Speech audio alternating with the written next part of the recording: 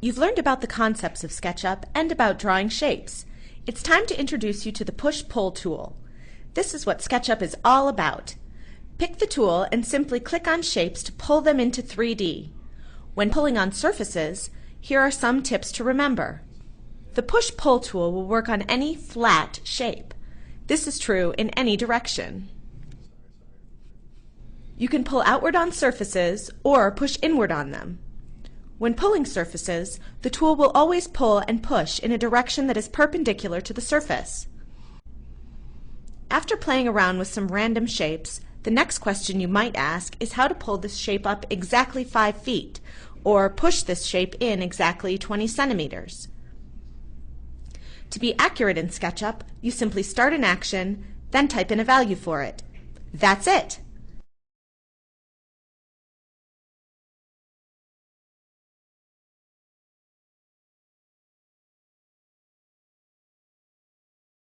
Start pulling this shape up, then type 5 feet and hit the Enter key.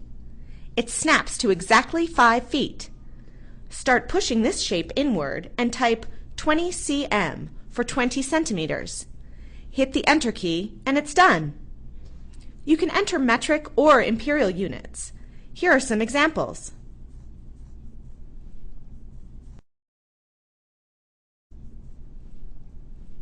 A common misconception when entering accurate units in SketchUp is that you need to open a box or click to place your cursor somewhere. This is not true. You simply type the units and hit Enter, anytime with any tool.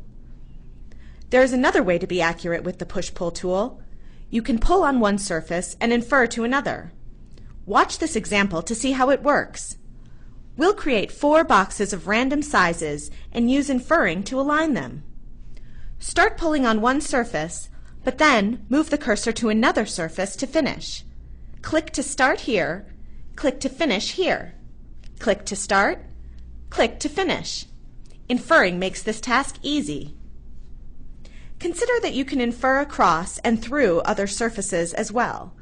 You can infer to any edge or any surface you can see on screen.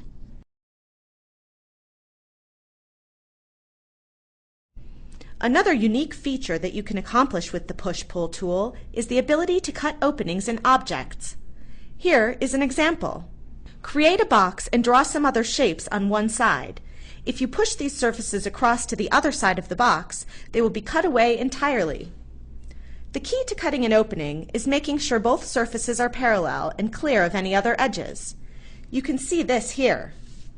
This box is parallel on both sides, so pushing this surface back to the other works well.